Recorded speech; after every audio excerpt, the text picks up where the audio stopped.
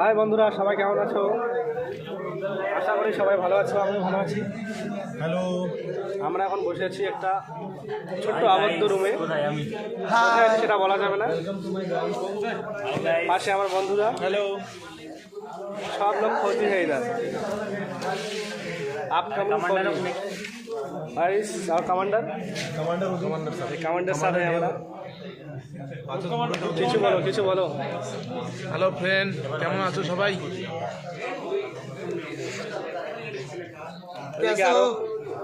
এই যে বাড়ি কোথায় বলো তোমার? আমার বাড়ি ধূপগুড়িতে।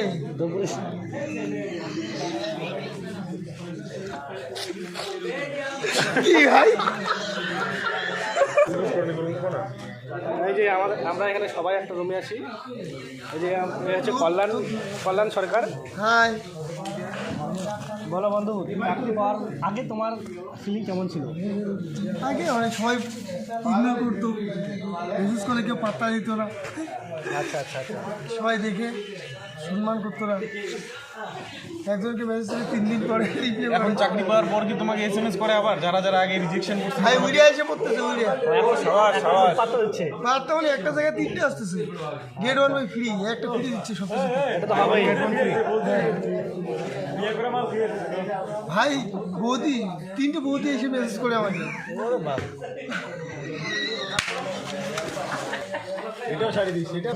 এই যে আমার বন্ধু কল্যাণের ডিমান্ড এখন অনেক, নতুন চাকরি পেয়েছে, অনেক ডিমান্ড এখন নাকি।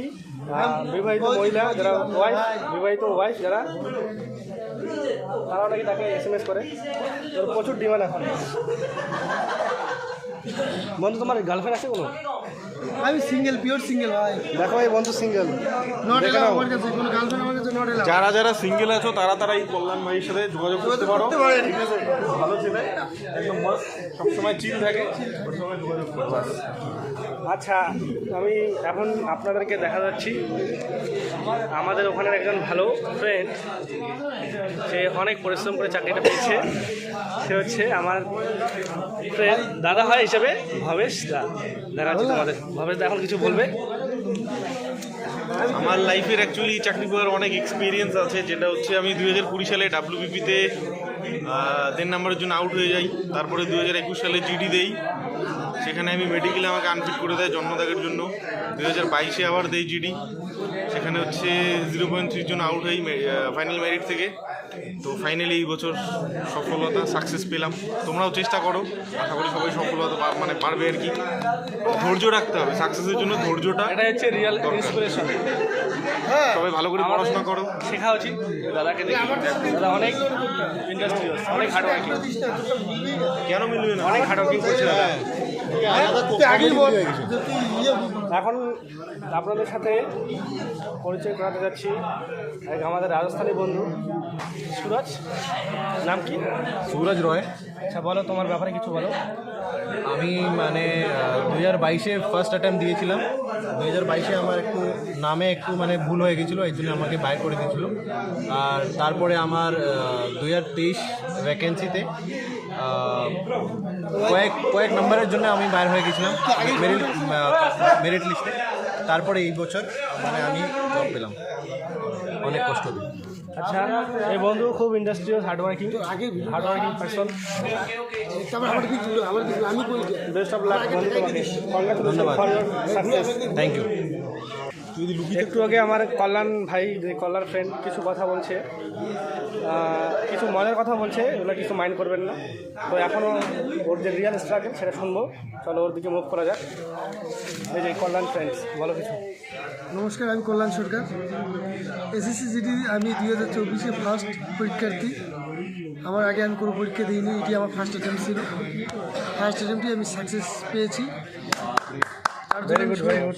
তার জন্য আমি সবাইকে এটি বলি যে বেশি কিছু না, একটু অভিজ্ঞতা নিয়ে বলি যে বেশি না, যদি একটু মনোযোগ দেওয়া যায়, সব কিছু ত্যাগ করা যায়, তাহলে সাকসেসটা পাওয়া সত্যি অনেকটা সৌভাগ্যের হয়ে কাছে নিয়ে যায়, সহজেই পাওয়া যায়।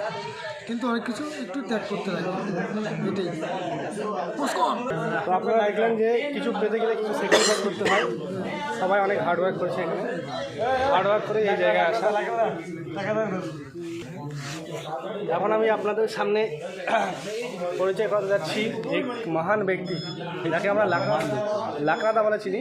সরি একটু মিস্টেকের জন্য। ভালো নাম কি দাদা তোমার? আদেশ লাকড়া। আমার নাম হচ্ছে আদেশ লাকড়া। এখন আপনাদের সামনে তার যে জীবনের সফলতার কাহিনী আপনাদের সামনে উপস্থাপন করবে। চলো তার কাছে মুভ করা যাক, বলো। হাই গাইস, নমস্কার। আমার নাম হলো আদেশ লাকড়া। আমি 2022-এ প্রথম এসএসসি জিডি এক্সাম দিয়েছিলাম এবং 2 নম্বরের জন্য আমি মেরিট আউট হয়ে গেছিলাম এবং 2023-এ আবার অ্যাপ্লাই করি এবং 2024-এ এক্সাম দিই এবং এটা আমার সৌভাগ্যের ব্যাপার যে এবার আমি বিএসএফে, আমার ড্রিম ছিল বিএসএফ, আমি বিএসএফই পেয়েছি। এই জন্য আমাকে অনেক কষ্ট করতে হয়েছে। আমি রাত দিন এক করে পড়েছি এবং আমি যে 1 বছরের কী বললাম আমার খামতি যেটা ছিল সেই খামতিটা পূরণ করে আমি এই যে সফলতাটা পেলাম, এর জন্য আমি খুবই সৌভাগ্য নিজেকে মনে করি এবং আমি চাই যে আমার যে ছোট ভাইরা এই লাইভটা দেখছো তারা যাতে আমাকে দেখে উৎসাহিত হও এবং এই লাইনে আবার আসো, কারণ এটা হলো দেশের সেবা করার সুযোগ পাওয়া যায় না।